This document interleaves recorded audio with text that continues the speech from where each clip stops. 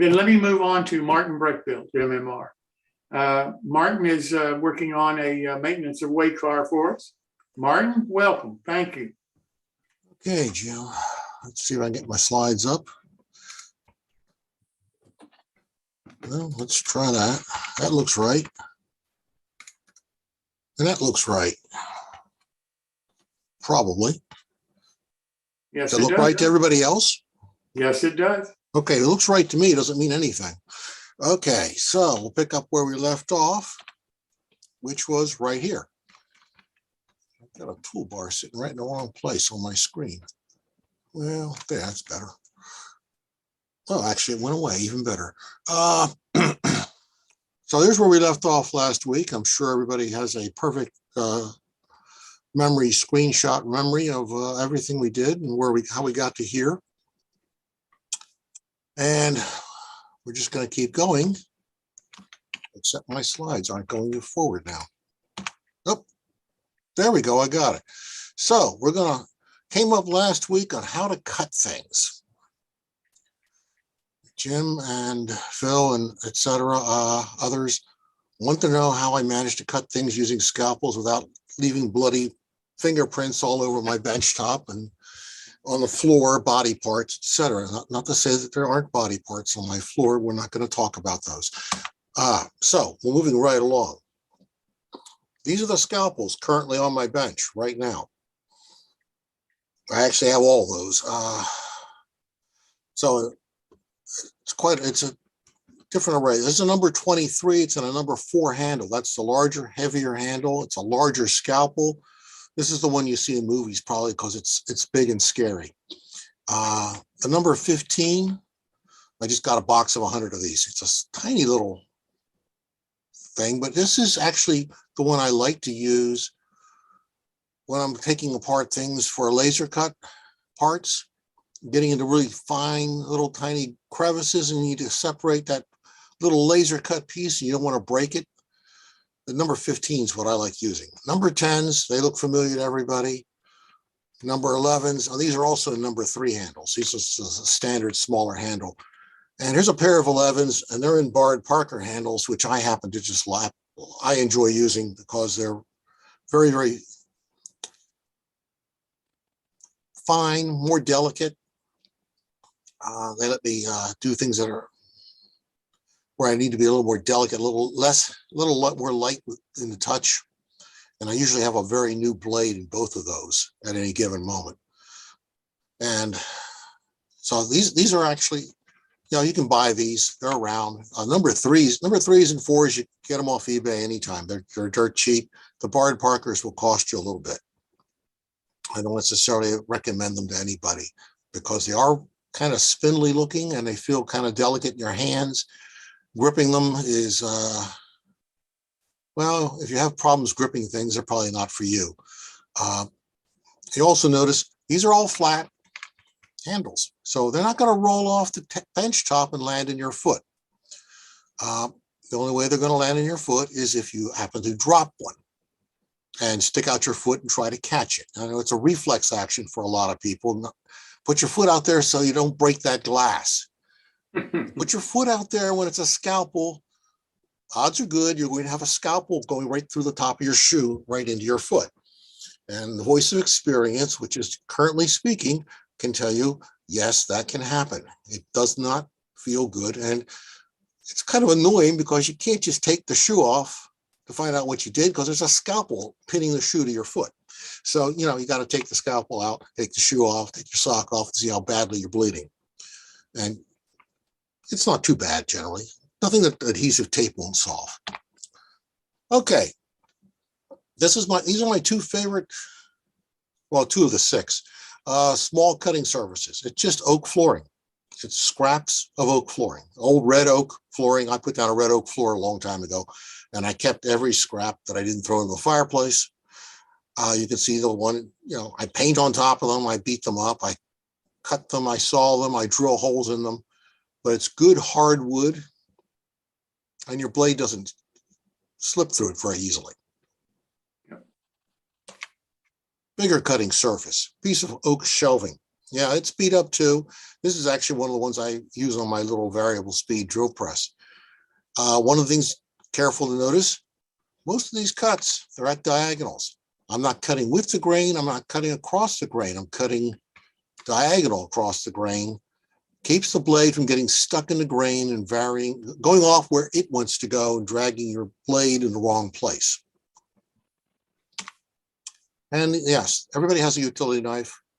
And if you're cutting 1/16 inch scribe siding or even just plain basswood stock, perfectly usable tool for doing that, for making large cuts. Get a nice sharp blade in it though. Dull blades are your enemy.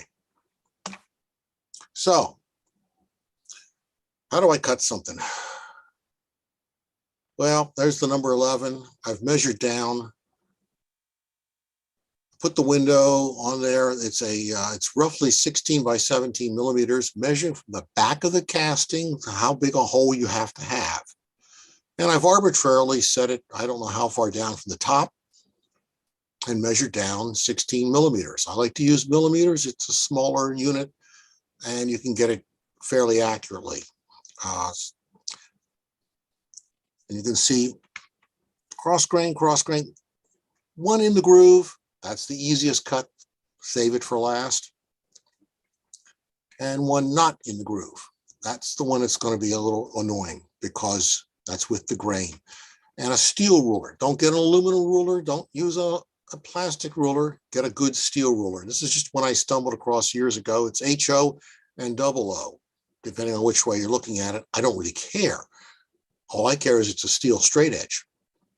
Use a piece of angle iron if you want, but get something that you're not going to cut with your scalpel and you can hold down comfortably.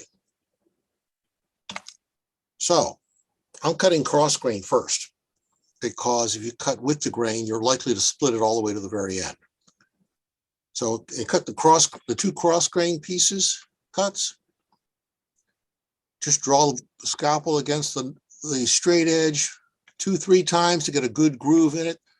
Once you've established the line with the scalpel blade, you can cut all the way through. You're going to start at one end, draw towards the other.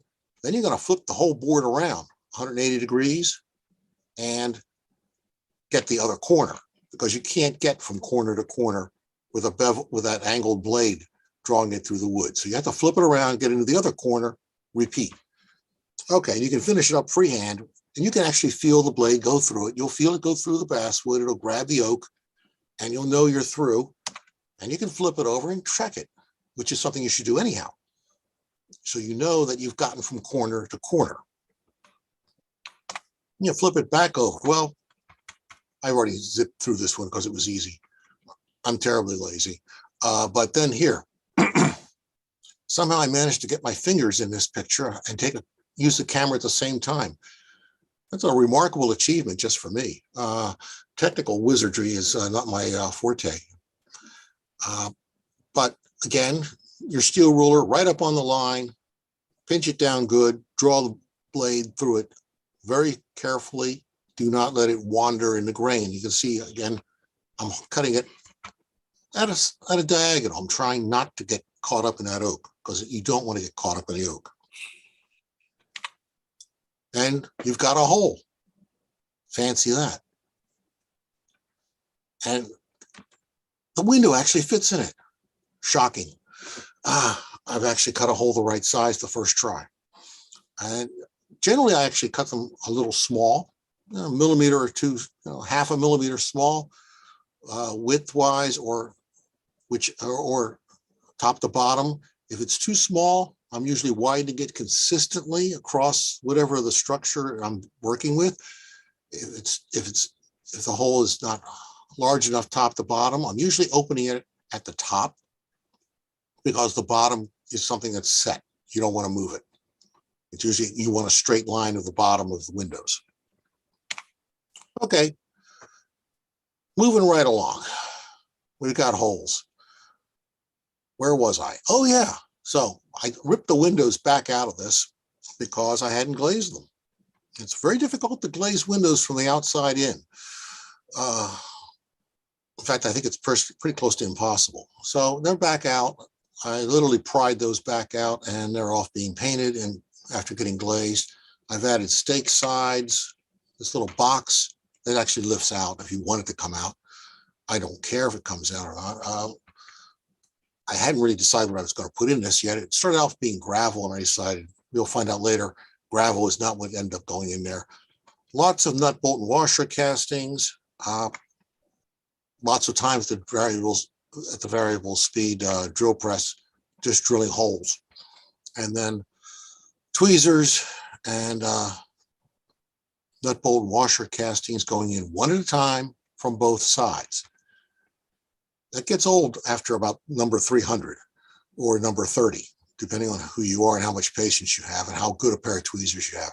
But that's the way I do it. Soldered up a nice step here from scrap brass, and there's a step on the other side too. So there's one large grab iron on this side. There's not on the other. And I've added nut, bolt, and washers to simulate that this is mounted with those. There's the other side. More nut, bolts, and washers, other little styrene, little details like this little plate here and these plates over here. We've got some brass. They're not the same on each side. I ran out of what scrap brass was this that I had, so I had to make do with whatever I had. They look very similar. They're slightly different because of the size of the brass.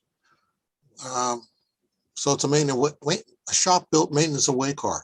Who says they're going to build the step out of the same stuff on each side? You work with what you got. Okay, so these get glued into place from underneath. And actually, there's a piece that runs into the side sill. There's a hole drilled through the brass. And there's actually a pin that gets dipped in CA and put through that hole into the wood. These do not come off easily. Okay, stirrup steps. That's supposed to be goo, not good. So there's a typo. Minus five demerits for me. Okay, and they're all pinned in place as well with the stirrup steps. Same deal. Glued in place and then drilled and pinned with dress pins, dipped in CA. Roof walk supports. Those are Grant line parts. And we have to put those in now. And the walkway supports on the corners, because we're going to cover the roof over with tar paper, or in this case, Panera napkins with a 50% overlap, held down with 50% water glue mixture. Once that's dry, here's where you take that number 11 scalpel and go around the perimeter and cut off all the overhang. And you use a brand new blade, because anything less than a brand new blade is going to get hung up on that paper with the glue in it. So you need to move carefully with a new blade. Okay, so we paint the roof now, because if we don't paint the roof now, we're not going to be able to put the roof walks in place. And so they're in. Now it's just pre-painted, whatever size that is. I think that's probably 2 by 12 or something of that size. I don't always measure the actual size of wood. I look at what fits, and I said, that's right. That's the right size. Whatever that is, it fits the right. It fits the hole, fills the space. Use that piece. But painting them in advance makes things a lot easier. So it's sometimes good to pause, paint some parts, then glue them down. Okay, we've added grab irons on the ends. I've added the brake wheel. There's a ratchet and pawl casting over here, the shaft. It's going down into a brake stirrup. Those are all precision scale parts. Everything's been stained. It's probably a dilute Minwax mixture. I have no idea what's in the jar, because it says mystery mix. As I run low on any particular can of Minwax, I just pour it into that jar. So that jar is always changing. Just slap it on everywhere. This is, I've forgotten what color it is, but it's actually it's a Southern Pacific boxcar brown or something, which is in fact not brown. It's actually almost red. But it's what I have. It's flow quill. And you know, it's float quill. You love the smell of float quill in the morning. It smells like model railroading. So you can see a little and details a little bit better. I've got a smoke jack up here now. These roof walk supports, they're easier to pre-paint and then glue into place. Trying to paint these once you put them up here is kind of painful. And a lot more paint on everything. So second or third coat. That float quill paint, that bottle was unusually thin. And I got to put the windows back in soon and put those stakes with that area that was fenced off back in. So we're going to pause here for some incantations, some chanting. Jim's going to dance widdershins. Watch it, watch that. Anybody who knows what widdershins really is. And if you know what Harrow Spicy is, I don't want to know who you are. That's between you and your own conscience, your own confessors. So, the end point. So I was going to put gravel in there as I didn't. Odds and ends, little coal box that I put together out of some scrap siding. I'm not sure whose part that is. It might have been a Tishi container. The rest of these are actually cast parts that I cast in molds that I have. They are actually cast in a dental stone material, which I'm told is no longer available. Some miscellaneous odds and ends, a shovel, there's an oil can, hammer, lamp, a couple of figures. This casting arrived serendipitously, whatever. It magically arrived in a pile of other castings that I bought off eBay. And I said, oh, I know where this goes. It goes right on this car. So some paint, some glue, bang. We have a secure lockbox for some reason on the end of this car. Probably holds something we don't really want to know about. Windows are painted, glazed, back in place. You can see from the other side. And there's our figures. He's not happy because I missed the camera angle. The dog has piddled on the deck there.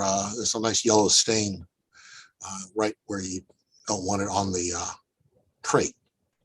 So there's the other back corner. And I think that just about wraps this car up.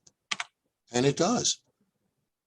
And yeah, supposedly I'll be back sometime doing brake components installation. I don't know when that is. I'll have to go look it up and find out when I'm going to be in trouble.